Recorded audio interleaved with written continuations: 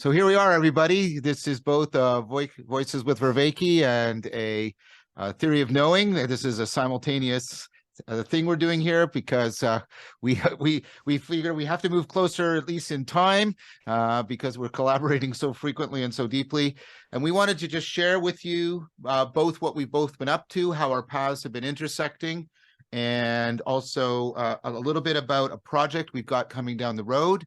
And just open up about that. So the place I want to start is with Gregg's amazing new book, which is a new synthesis for solving the problem of psychology, addressing the Enlightenment Gap. And I'll hold it up for quite a while. So all right. Soak it in. Okay. So, so as many of you probably know, Gregg wrote a book, The Problem of Psychology, and this is the response, and it's developed. I think it's fairly fair to say, Gregg, that this is on sort of the cutting edge of your thought, is what's been happening up until very recently. I can see that a lot of the work you've been doing, some of the work that we've done together has shown up in the book. Absolutely. It's just it's an impressive thing, and I'm going to be promoting it regularly and reliably. I have been, and there's people I want Gregg to get in the conversation with because they want to talk to him about this amazing work. He's like our new Aristotle, as I keep saying. And so making me blush. Well, why don't you say a little bit about the book and what you like, how you hope it people should approach it and what they should be expecting from it. Sure. And what problems it's addressing, etc. I will. Definitely. But let me also say welcome to UTOKing with Gregg, because we are going to put this on either side. And I've got 10 minutes left in the 4th episode, I think it is, of After Socrates. Wow. And I've been tracking this. And I want to talk with you about this because this is beautiful, just unbelievably beautiful.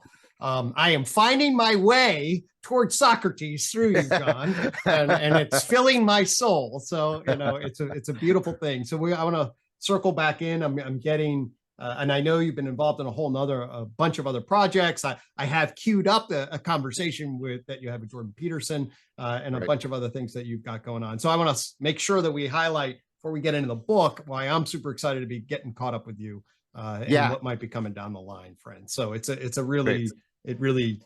been a fun week listening what you've been up to lately. So just want to thank you. Yeah, I'm looking forward to talking to you about it. But let's discuss your book first, because it's impressive work, and I won't read it out loud because it's just between friends. But the note you wrote in it for me was really touching, and I found it very moving. So thank you for that. Absolutely. Well, you're definitely. I feel our fellowship, and I feel your courage and leadership, and you're doing unbelievably important things.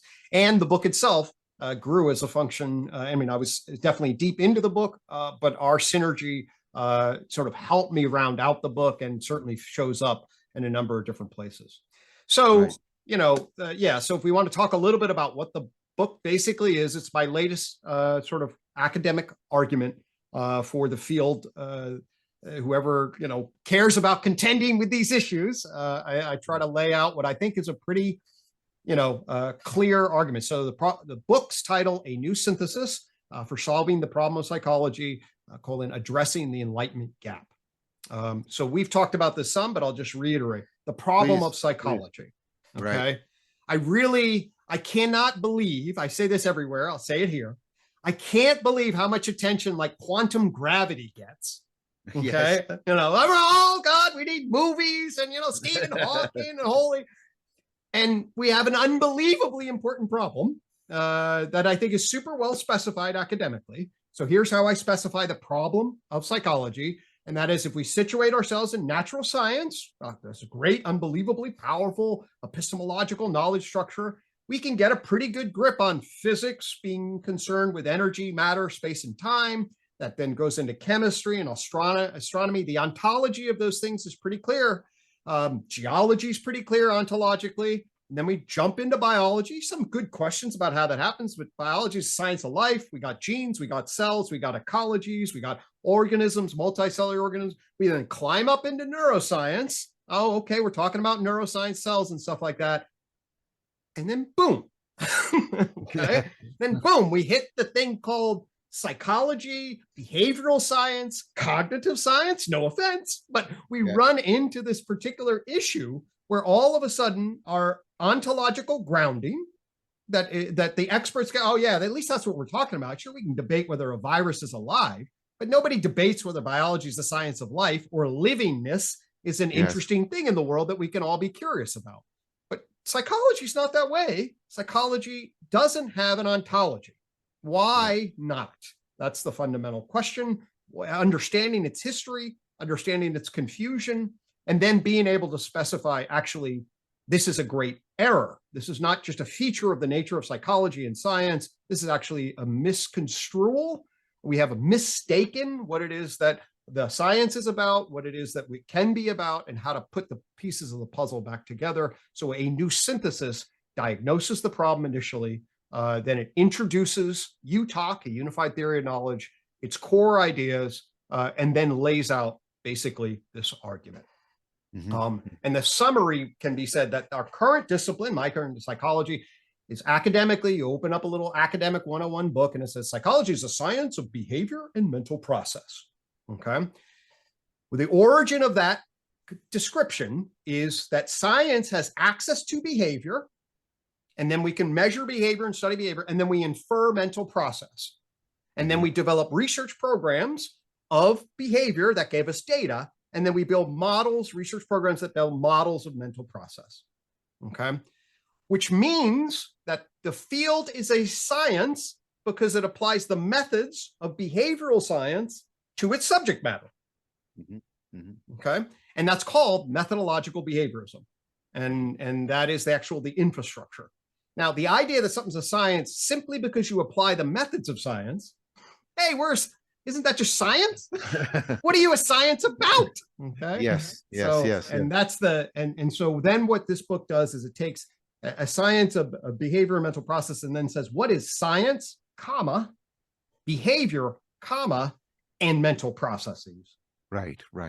And then it maps them. It uses the tree of knowledge to give us a new big picture, big history map of a coherent, grounded, naturalistic ontology that says that actually the picture that science tells us about the way things behave in the world is that there are material objects, there are living organisms, there are, wait for it, minded animals, okay, and then cultured persons.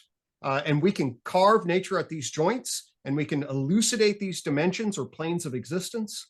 And then it introduces the periodic table of behavior that elucidates this further. So we can say, here's a big picture view of science. These are the domains of behavior that science measures. And by the way, all science is about behavior.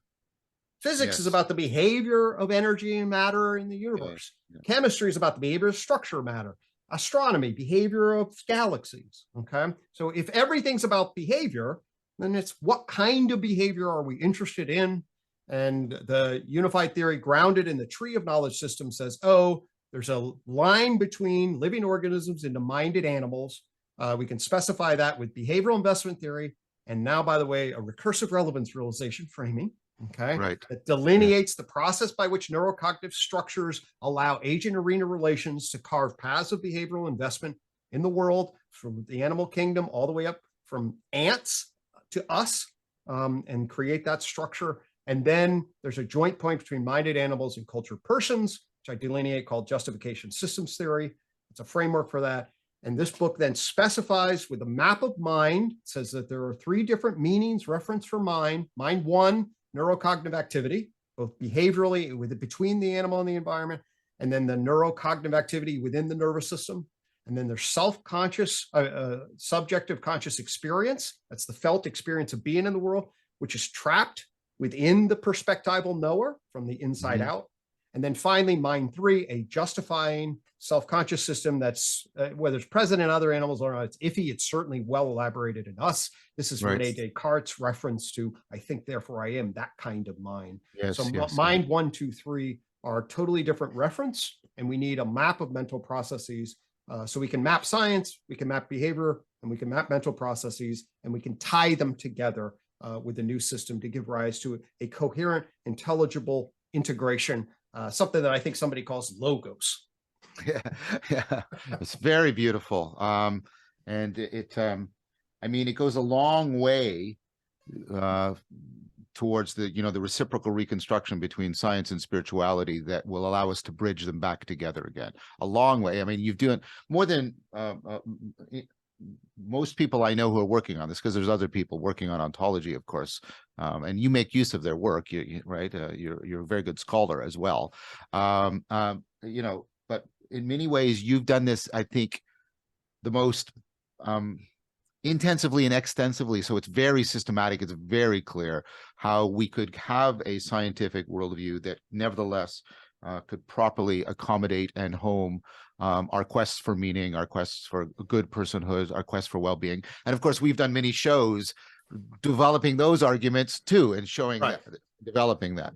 Right. Well, I would say, yeah, let me, I mean, to me, and as I wrote, you're the real hero of this, John, at the level of the bridging there. I mean, at least, especially in terms of this architecture, but what this architecture does in the book, and I'm trying to do more of that with the whole UTOK model, and hopefully we'll see whether that grows. But I do think, yes, the nature of the architecture, and I appreciate sort of the Aristotle reference, I'm a systematic thinker. I want to get right angle understanding across things. If there's lack of clarity, we need to seek intelligibility. We can bring to the fore core intelligibility that within the scientific logos explodes intensively and extensively our capacity to understand. And when that happens, people can pick that up, or have already done it through their own climbing up the mountain, and be in such a much better place to hand us a science that does justice to our meaning-making mental health capacities. And then the grounding of science can bridge to the concerns about how to build a science spirituality way of being in the world. And that's what I thought so excited about us, because your whole After Socrates vision is exactly that structure. And this can ground some of the logos of that in a big history view that clarifies a lot of areas of confusion. Yeah, and I like that way of putting it, and the big history view. There's other people talking about that, like Rich Blundell and others, and this.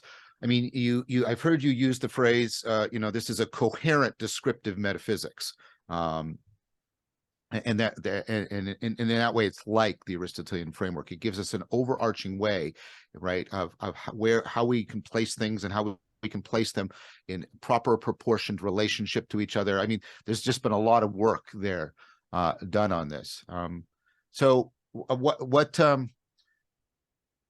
happening with the book? I mean, I know it's first, it's just recently come out, but I would assume, given the quality of the book and the community you've built around you, there must be some feedback happening for you already. Certainly there are people that have read through it. Mostly friends of the system have read through it at this point. Right, yes. And so I'm getting definitely positive feedback from friends of the system. I'm starting on the sort of podcast circuit, as we all know, in the overloaded, to actually grab a hold of a 500-page book and digest it. It's going to take a little bit of time for the system to. So I'm doing some podcast. I'm going to use there's a whole vision that I have for our UTOK community that will sort of, one aspect of it will be to, get bite-sized elements of the book on a YouTube kind of conversation, and being able to, because it's a big, complicated argument. We're going to get it down into the bite. Yeah, it has to be. You can't just, but people, and God love them, it's hard to digest, that meal. You want to break it up into particular. So we're going to break up the book into its core elements, maybe go chapter by chapter, maybe go point by point, have dialogue about each one of those points so people can take it home. And then they can be in a much better place to say, oh, this is why this is important. This is why this makes sense. This is what this really introduces. And then, because it's a 25-year project that is very big and pretty abstract at one level, we're going to try to make it manageable and digestible. So that's one of the projects that I have in the works. Well, if there was a course on, how to awaken from the meaning crisis, I think this would be a required reading for that course now, right? Well, I appreciate that. Yeah. I mean, I think the project, I mean, and I get it. There's other people doing specific work on emergence and causal levels, and they're trying to do, and that work needs to continue. But we need the comprehensive, systematic, integrative vision that has to. But it can't just be like slapdash. And this is the thing.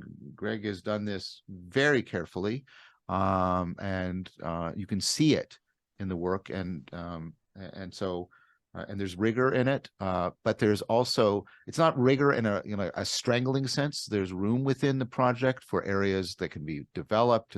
Like he's not like, in one sense, this is kind of a masterpiece, but this isn't Gregg's final word to my mind. At least that's what, like, this is like, okay, now we can start doing a lot of other stuff that we need to get done, because this is finally like, this has finally been cleared up. Is that a fair way of seeing? Oh, beautifully fair. And exactly. Yeah. So, right. This is when I'm trying to help us just get a coherent grip.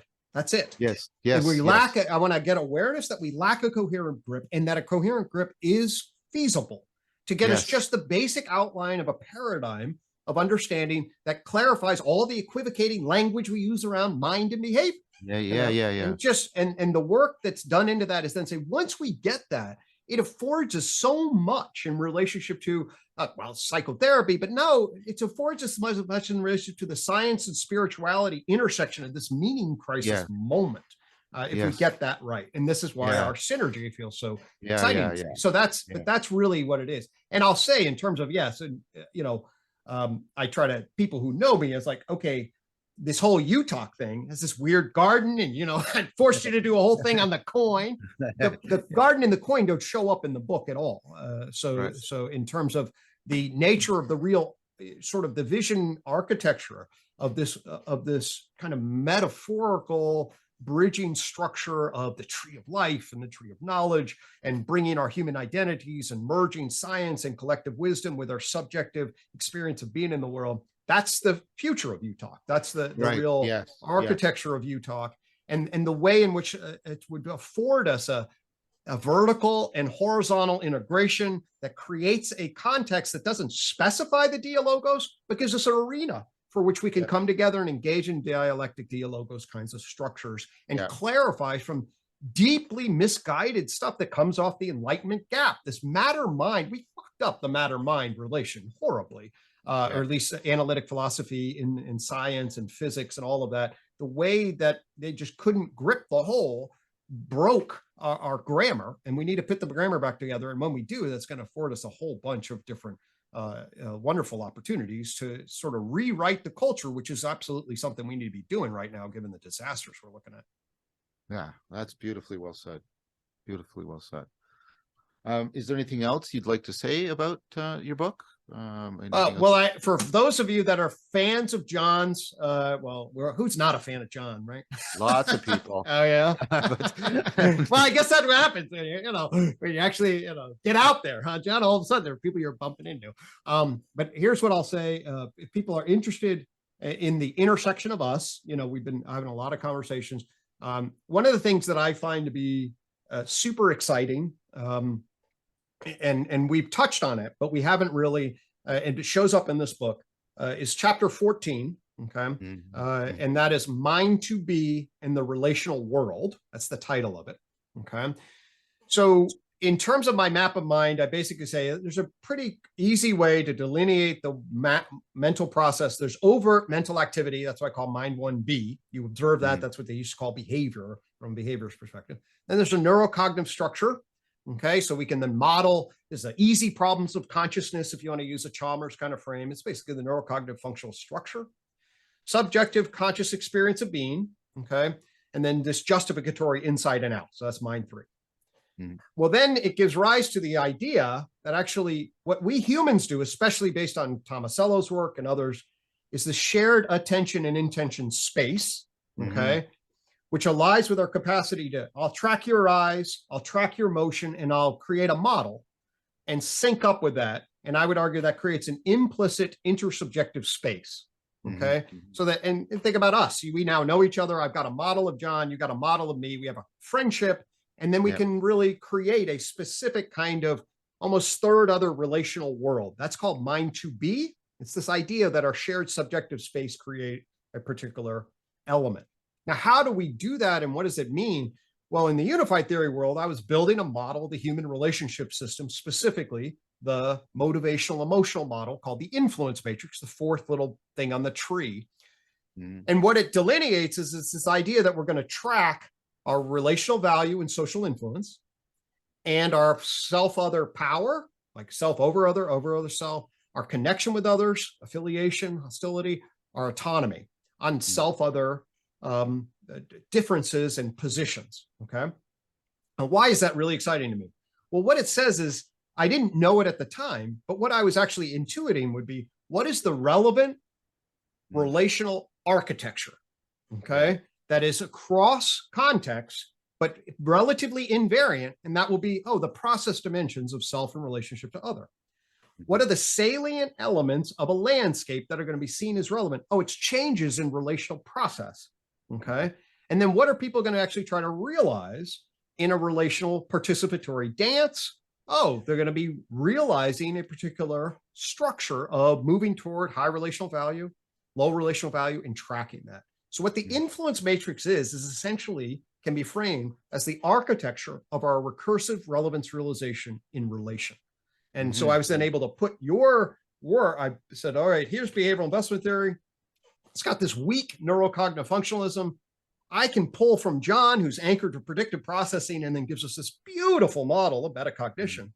And then I can come back to that and say, well, I built this model of motivation and motion of the architecture of our self-other relation. And it should, according to John's model, be a structure that tracks recursively relevance realization in relation.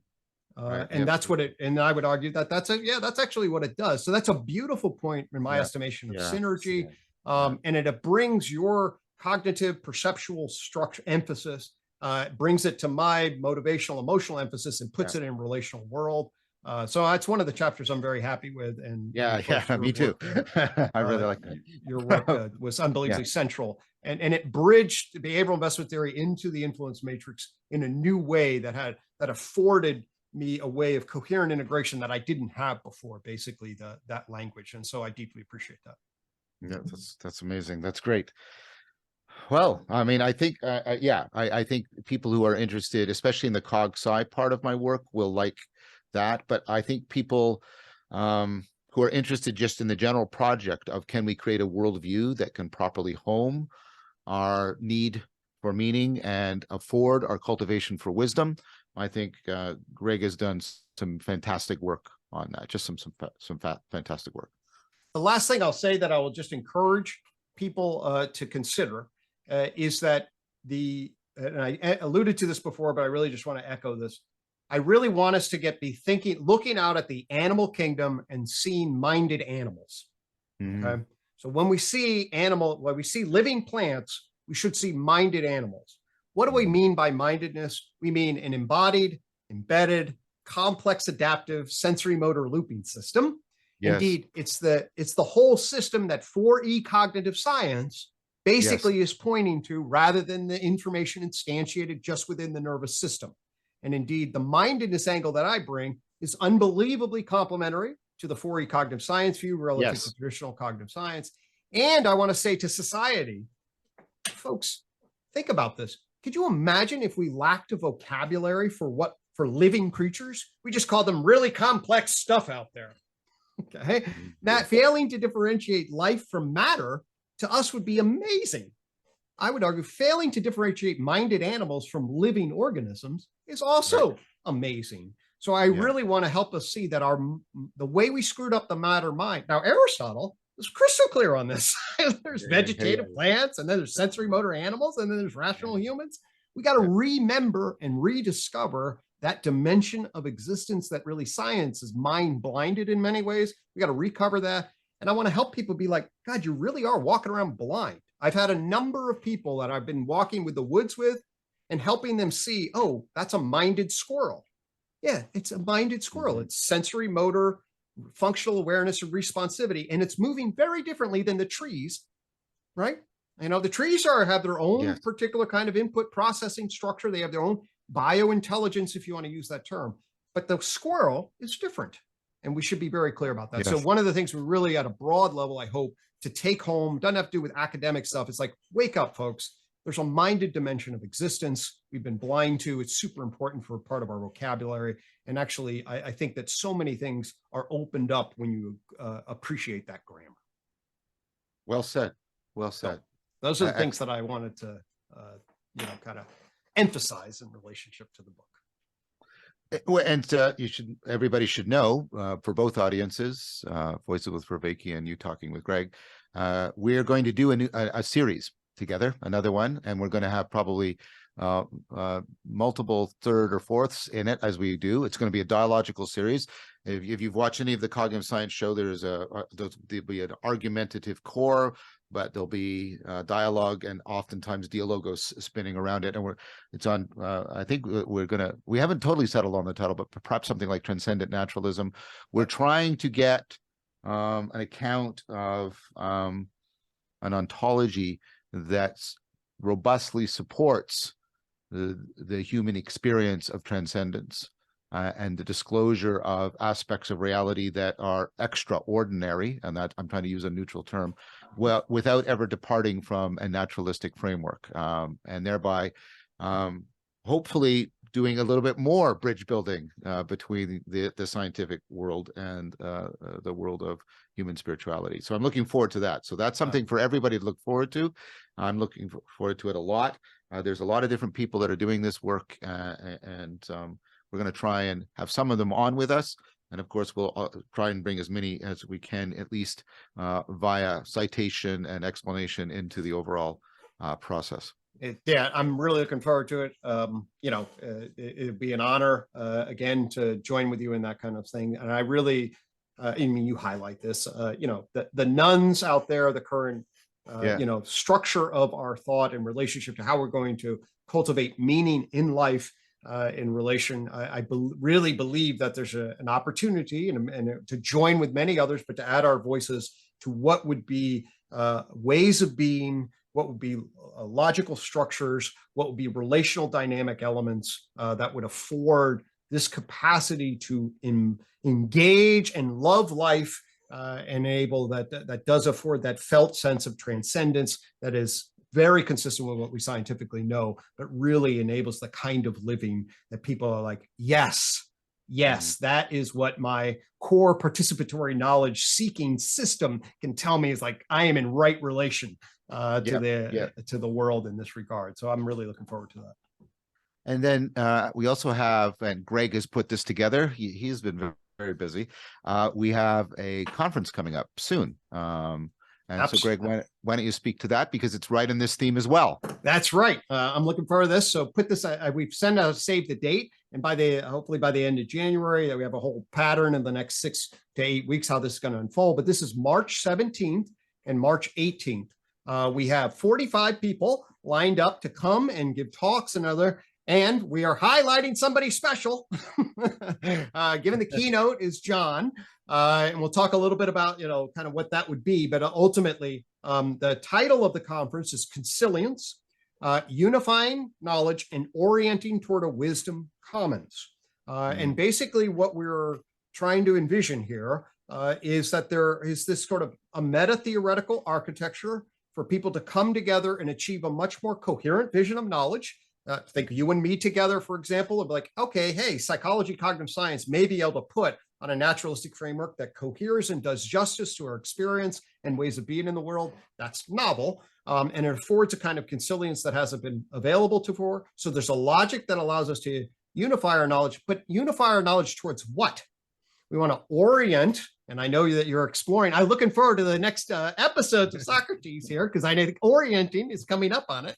But we're going to orient toward a wisdom commons. This is a term that Peter Lindbergh's talked about in relationship to the Stoa. It's been kicked around by the Respond group and other kinds of elements. It's sort of like, hey, how are we going to create a communitas in relationship to the ways in which we can network with each other and pull a system that affords us to address the wisdom famine. Where do we go for wisdom? I think you started after Socrates with, and so what we want to hear, we want to at least start it, not with arrogance, but with a sense of dialogue, dialectic, dialogos kinds of structures. So the idea is we come together, share some notions, get some logos orientation, and then spring that forth in a way that's past practice, research, community, cultivation toward a wisdom commons.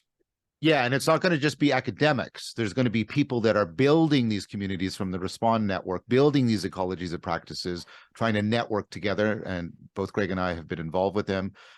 We owe a lot also to people like Nathan Vanderpool, and that whole network is going to show up and play a vital role. So it's both, high level theory and also ground up. Right? No, these are the emerging. Yeah, 100%. These are the This is really key. That the only way it's going to be successful, and the only way we can overcome some of the limitations of, say, analytic philosophy, which or other kinds of elements, is to have an interface, a dialogical, exploratory interface structure, and an embodied-up practice. Like Rafe Kelly's type of work in relationship, and many others. And I have a number of individuals, most of my psychotherapeutic community, and individuals like Rachel Hayden will be talking about her aspiration and things along those lines.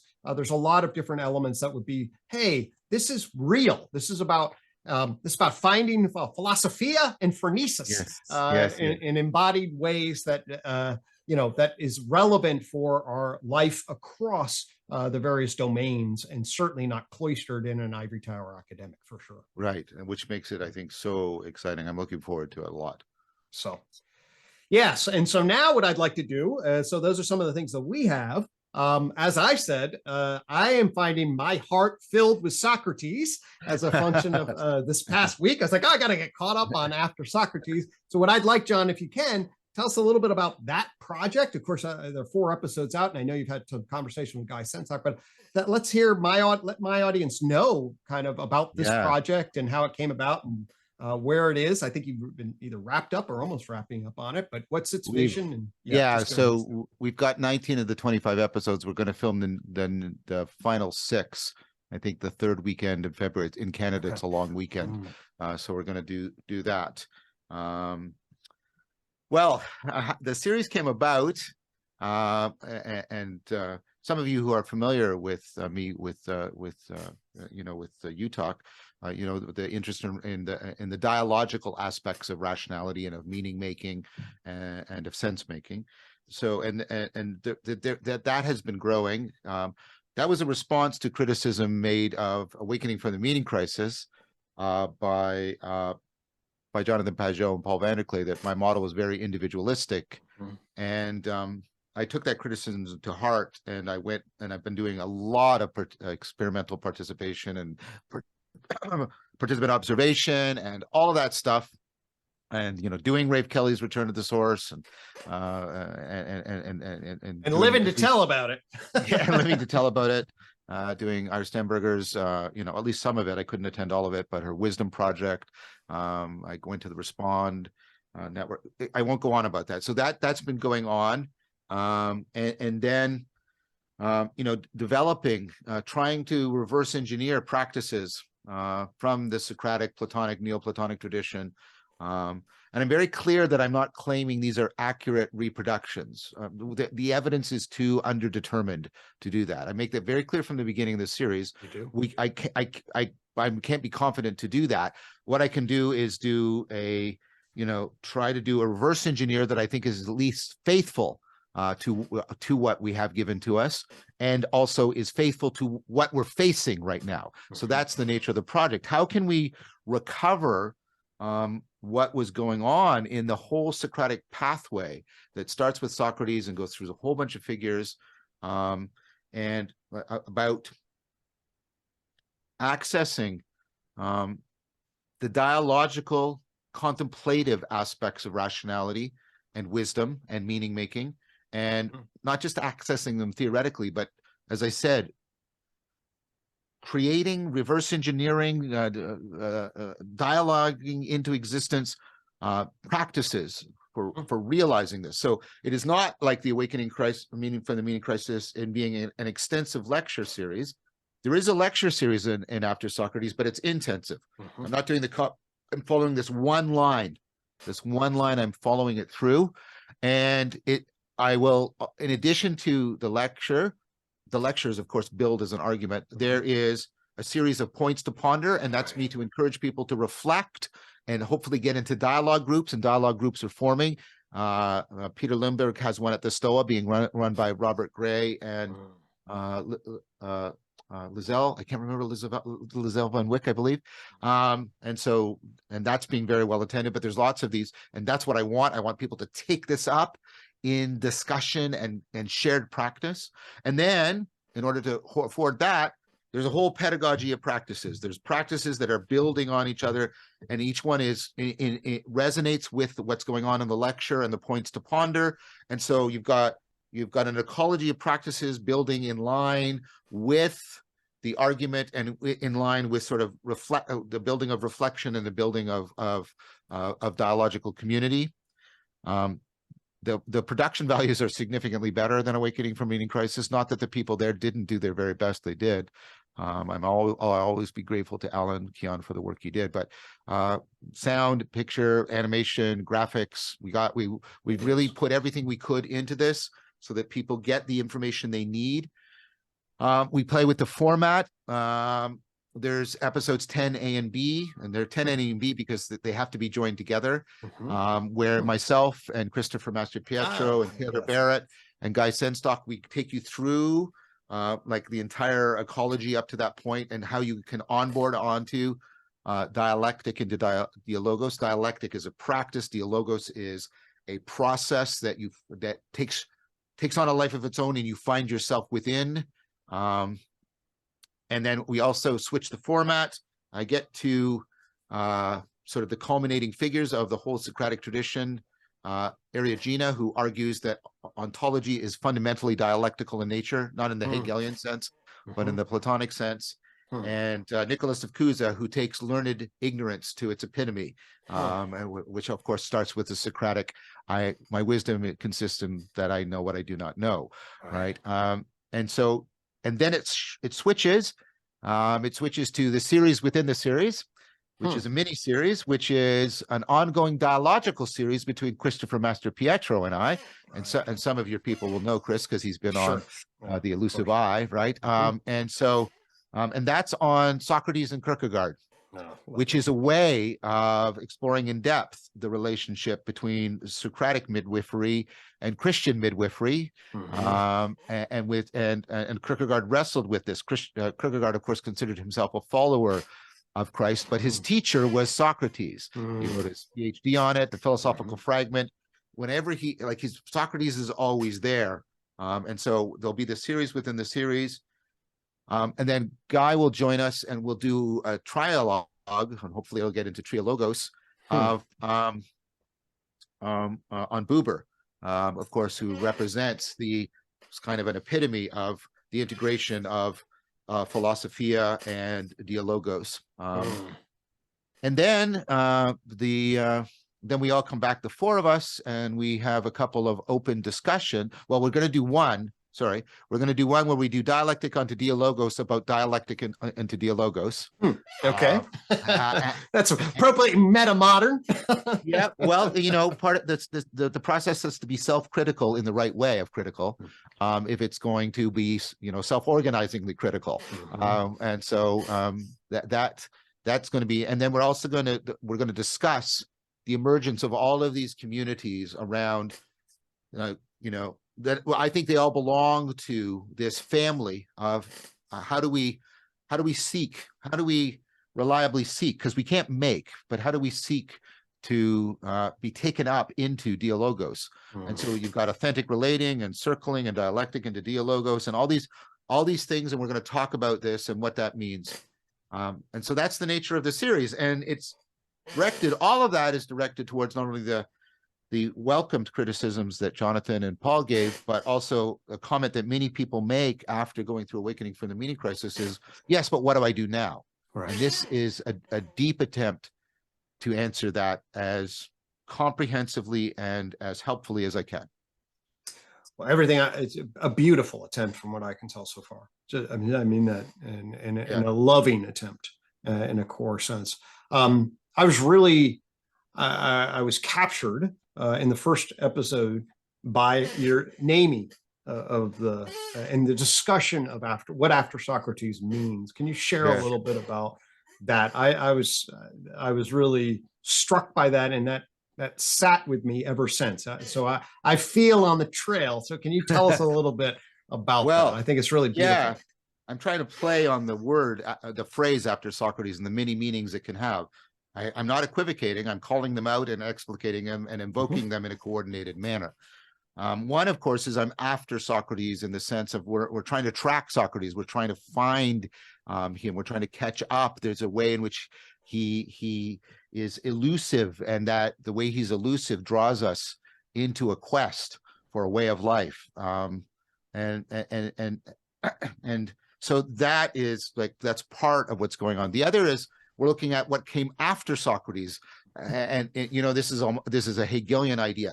Everything that comes out of Socrates gives us a way of sort of reading back and seeing what was being given birth to with the with the advent of the whole Socratic, Platonic, Neoplatonic pathway. And then, of course, you know, I'm after Socrates in an aspirational sense, in a sense that he represents, you know, and this was taken up by Plato, this is taken up by the Stoics, it's taken up in different ways, that Socrates represents a sage that we can internalize in an aspirational manner. Not that we should be worshiping Socrates or anything ridiculous like that. He would be aghast at that proposal. But Socrates offers a way in which he's a midwife. You know, the two great midwives are Jesus, you must be born again, and Socrates, I'm a midwife, right?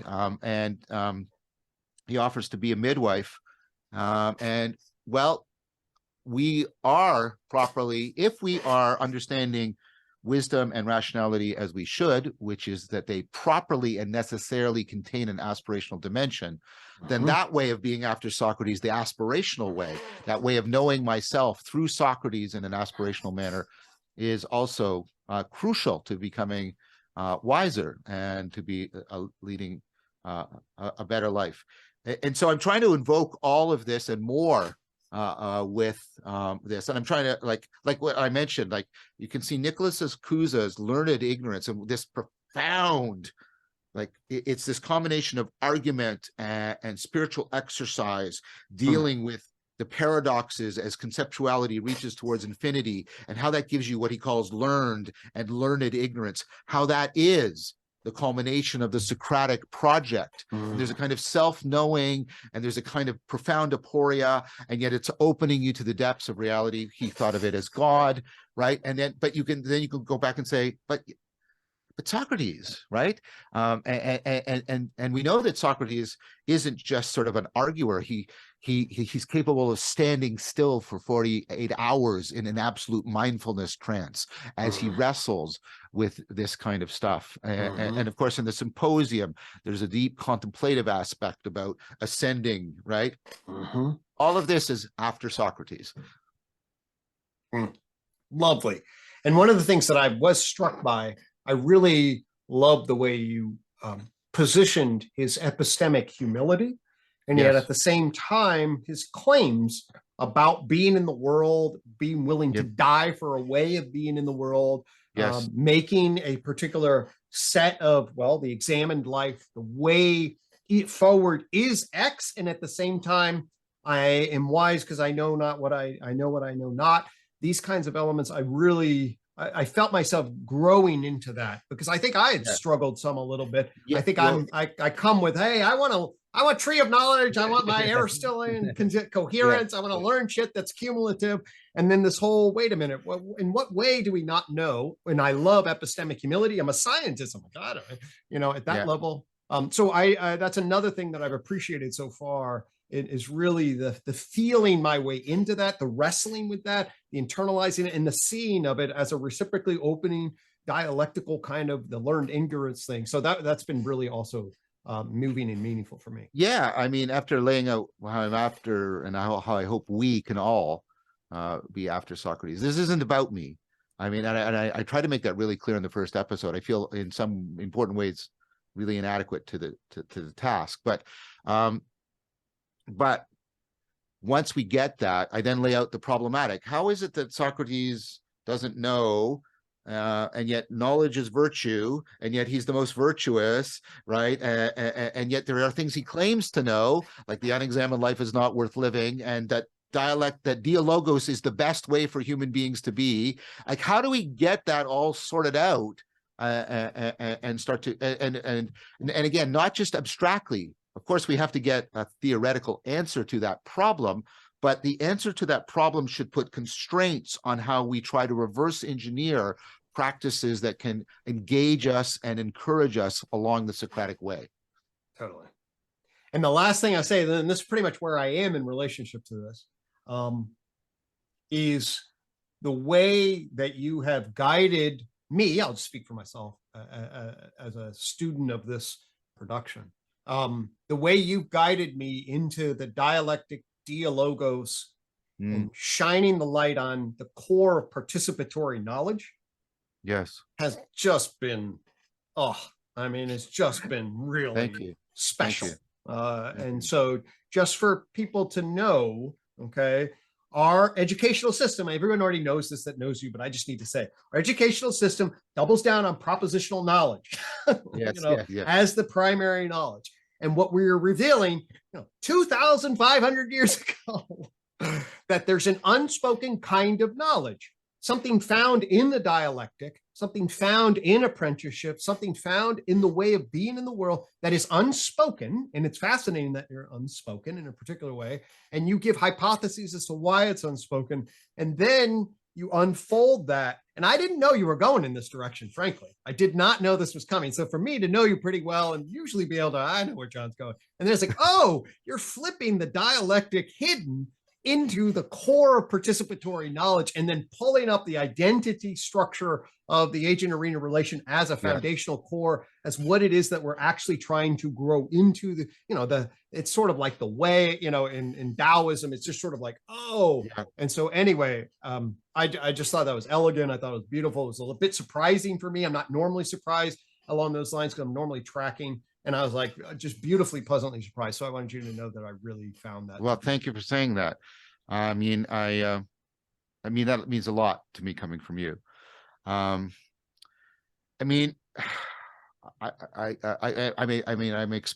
experimenting with the medium. I'm experimenting with the format. And I'm drawing on all kinds of scholarship and bottom-up practice. I hope this is taken fairly. I'm proud of the work I did. I mean, I feel, like I said, I feel inadequate. I think Socrates is a sage on the level with the Buddha or with Lao Tse, and if people aren't insulted, with Jesus, right? And so I'm not a sage, and I don't pretend to be. But I mean, he has at least done what he wanted to do. He's created in me. He's made me a lover of wisdom. And so I am proud of. I brought together really talented people, and I brought, I believe, my best A game to this project, and just poured my heart and soul into it. And so it's good that people that I highly regard have high regard for it. So thank you for sharing that, because it's you don't know when you take yourself to the Socratic Kierkegaardian limit, you don't know how it's going to land. But I've had so many people, like the crew, Chris and Casey, Chris and Casey Altorf, the amazing work that Eric Foster is doing with, promoting it and marketing it and helping present it and helping with the with the aesthetics of it, the amazing work behind the scenes that Ryan Barton is doing about putting together how people are can build communities around. I am relying deeply on the distributed cognition I talk about as being so central, and it's been I'm really like I said, I'm really happy that it seems, it's been out, we've got 4 episodes out now, and both qualitatively and quantitatively getting a lot of positive feedback, a lot of positive response. And I really know I'm demanding a lot from my audience, but not as much as Awakening from the Meaning Crisis. It's only 25 episodes. But that's because I think the answer to the question, what should I do now, shouldn't be given a simple answer. Mhm. I mean, you're asking a question that requires me, at least insofar as I'm a teacher, to take on the responsibility of helping you ground and transform and enrich your life. Your life is not the kind of thing for which a simple answer should be given. And so, and there isn't this, I mean, there's one sense a simple answer, but in a profound sense, the answer given by Socrates and Plato and the Stoics and the Neoplatonists and et cetera, right? That's the answer that to the question, what should I do now? And so I really deeply aspired to be as responsible as I could to that demand. And so thank you for saying that. It means a lot to me. And yeah, I'll say that, I mean, so as my primary practice is, psychotherapy. As soon as I heard you delineate the 4 Ps, I immediately was like, oh, I now have a language to be pretty clear. A lot of what my field is fucking up, which is that we're trying to create diagnostic structures that afford procedural knowing through particular recipes, of ways to get to A to B, when in fact, what's actually happening is an alienation of participatory knowing at its core, and how to cultivate a particular kind of identity. So, and I have been utilizing that frame to basically be like, is this a procedural kind of problem, or is this a participatory knowing problem? And I have internalized that language and utilized it a lot. I mean, the whole coin, the human identity, I put the identity in the agent arena relationship dynamic and a transjective. So I have access to that. And then the way that we are pulling the dialectic of what it is that Plato's pointing to, what is the Socrates pointing to, and the way that you're arriving at that and cultivating it, to use a participatory term that you highlight. It's just really, it's a beautiful thing. And all the people then that are contributing, it's because they feel the flourishing potential here, and they hunger for it in a particular way. It's really beautiful to see it come to fore. Thank you. The work that I participated in with Igor Grossman, the consensus paper on wisdom, and this metacognitive perspectival ability. Well, this is what the dialogues are all about. This metacognitive, metapersonal, and that's what it is, right? Perspectival ability that then can reach into the what you're talking about, that participatory transformation of your character, your identity, your way of being in the world. I mean, and how this is converging with all the work about how just we're much better at cutting through bullshit when we work dialogically together than when we work monologically on our own. And of course, Gregg knows this, hence therapy, right? As a pretty non-controversial example of that. So I tried as much as I could, like I said, to even exemplify that.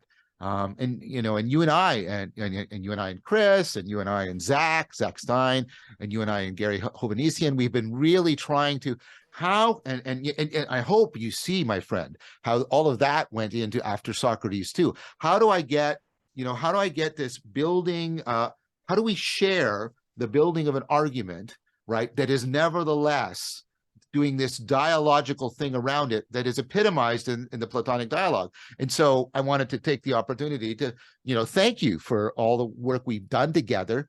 You've often been a driving force. John, let's do this now as a cogsci thing. And I go, yeah, that's great. But, we've been really, and we've doing a lot of, participant experimentation about how do you get those back together the way they were so seamlessly together in the Platonic dialogue. And I hope you see that that's also coming into After Socrates. Oh, it totally is. Absolutely. That's part of my own.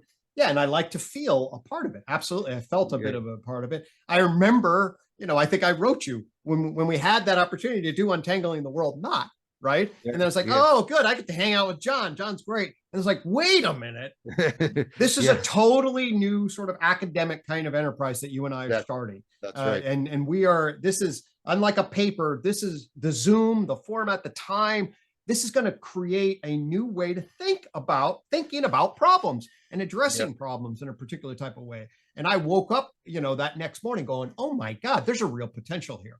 And I felt that in our own thing. And you are exemplifying that with the After Socrates. You can feel it. And that is, I'm glad you listened to the criticism, because listen, we can do the talking head stuff, we can do the Zooms, but fundamentally, let's face it, it's to the extent that this thing spreads out in the community, grabs people in their need for a philosophia of meaning, and then engenders communities to come together and distribute and spread and cultivate that. That's really where obviously the real difference is. And it's having the foresight to know that and seeing what we can do to seed that. And that's what I see you as an absolute leader on, and that's inspiring for sure. Well, thank you. But I mean, you're putting together the conference that is doing exactly what you just described, right? And if what Gregg said is lighting you up, then come to that conference, because that's where we're doing it. Yeah, this is very exciting. I mean, it's been very draining on me. So I'm not complaining. I'm really deeply appreciatively grateful for people's engagement, and I want to be as responsive to it. But what I'm saying is, first of all, I'm glad that I can have people like you that I can touch down with, peers, that I can, like, okay, you know, am I going, because I don't want to grift, and I don't want to become a guru, right? I like all this, and I can touch down, I can touch help base. You grounded. Yeah, exactly. Like, right. And then I've also got an organization that, you know, again, thanks terrifically to Ryan for doing this and for hiring people, the genius that is Eric Foster, and you know, there's the work that Madeline's doing, and you know, and Robert Gray is coming. There's just so many people, right? And we have a new board for the Vervaeke Foundation, like amazing people on the board. And so what I'm saying is, I'm very grateful that this is taking shape, because I think I would be burnt to cinders without that group taking shape around me, and I'm very appreciative for that. And you know, I hope they're not only protecting me from overwhelm. I hope they're protecting me from hubris, because I eventually I want people to focus on the path, the Socratic path. I want them to focus on the practices, focus on the path and the practices, focus on the points to ponder, focus on the practices, right? Focus on that. And eventually, I mean, the vision is I'd eventually like the Vervaeke Foundation to help build the community of communities, working with Respond, working with you, working with all of these people, and then for it to disappear, right? Like, we have sort of a long-term model, and how long-term it is depends on how things unfold, of sort of self-obsolescence. Like it will, without being condescending, it's a parental model. The job is to give birth to something that will eventually, right, have an autonomy. And so eventually the Vervaeke Foundation should completely disappear into whatever this is, the Socratic way, or however we end up naming this. And so I just want to express gratitude again for you and what we're doing here right now, like I said, and for all these other people that I've mentioned, just the fantastic work. For me, I'm continually, and you and I have been doing this, and we've been exemplifying it. I don't want you to see the polished, finished project. I want you to see the bumpy, messy process, and how beautiful and glorious and rich and juicy it is. And then you might, you know, have a proper appreciation of what goes in to sausage. Yeah. That's lovely. Are there other things that you wanted us to touch on as we? No, I mean, those are the big things that we've each been doing, and how they've been intersecting, and of course we're going to have the next thing working, you know, and I am going to try and ask Eric to get involved with some of the, you know, creating the thumbnails and some of the other stuff, because like I said, he's fantastic. But I'm really looking forward to doing the work on Transcendent Naturalism with you. I'm doing some work right now with Emery Elke. He's a student of mine, and we've collaborated before, an independent study project, and we're studying a lot of the work on some of the really best work in philosophy and mathematics and cognitive science on emergence, and then of course on emanation, and really, and I think that's going to be ready to hand for me when we go into the transcendent naturalism. The work of Hoyle, Michael Levin, Blackowitz, all these kinds of people. And so I'm hoping to bring, that will be my contribution. You, of course, have your huge repertoire you'll bring, and then hopefully we'll get it going, and there'll be the 3 or 4 of us, and the dialogos will catch fire. And so I'm really looking forward to that. Yeah, no, I'm really looking forward to that too. Ever since we sort of named that as transcendent naturalism, that has been growing in me in terms of, kind of, that's a great description of what I'm after with UTOK as a scientific humanistic philosophy that grounds us naturally and orients us towards a potential both of a collective wisdom and a spiritual transcendent angle of way of being in the world. So that's a great fit, and I'm really looking forward to that. Yeah, me too.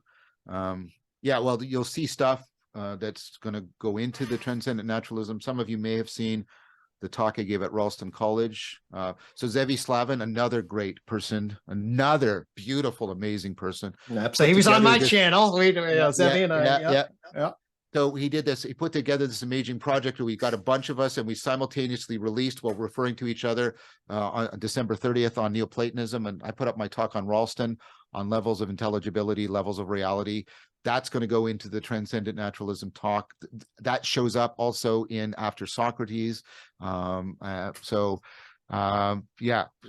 is going to keep moving forward, I think, in a creative fashion. So I'm very excited about it. It was funny. I was leading, so I did this UTOKing workshop, and we, just basically describing stuff. And then, all right, let's make it real. I was like, so we're going to sit in our organism, and then we're going to sit in our animal, and we'll sit in our mammal, and then our primate. And this creates a vertical orientation. Yeah. And then we're going to dialogue, and then we're going to create kind of a communal sense of justificatory, narrative, third mind kind of collective wisdom. And it is that in between and down. And then I pop on your thing. I was like, hey, that sounds familiar. Yeah. It's like, I think we sometimes see the same kind of reality. Yeah, very, very much so. Very much so. Okay, my friend, I think we've brought this to a close. So we'll try and end this simultaneously, but I want to thank everybody in both Voices with Vervaeke and UTOKing with Gregg. And I'll give Gregg a chance to thank his audience now. Absolutely. Yeah. So I want to send a shout out to Christian Gross, Masia Grala, and in relationship to a number of people that are helping out with the conference, Corey David Barker, Rob Scott, Robert Gray is helping out with the conference. Yes, Robert's everywhere helping. Hey, yes. Andrew Robinson is helping with the conference, and we're putting together. I'm really excited about that, and we'll be rolling that out. We're developing, the UTOK community is developing, well, Christian and Masi and I are working behind the scenes to develop a UTOK circle. At some point, I'll take you there. It's a platform, kind of like a combination of Facebook and a course structure. It's really for these academic learning communities. I think it affords a lot. It's kind of like a Discord server, but I think it's actually got a lot to it. So we're going to build the UTOK circle, and that will be a place kind of where a hubbing structure where people can come gather. Not that it's dominated by UTOK, but it's just a home to connect into other ideas and afford that kind of connection. And for this corner of the internet, I just talked with Layman Pascal and the Integral Stage folks and the Metamodern Spirituality and Brendan, and they'll be coming and bringing an ARC disciplinary view that led by Corey David Barker. So anyway, and the Spawn group is obviously going to be presenting. So it's really exciting. A lot of wonderful things happening. I'm thankful to my own crew and what we're doing, and I'm really excited about the year for UTOK going forward. Excellent. Excellent. So, all righty. Well, it's always a joy, John. I really appreciate it. Always a great pleasure, Gregg. Thank you so much for all that. Okay. Thank you so much.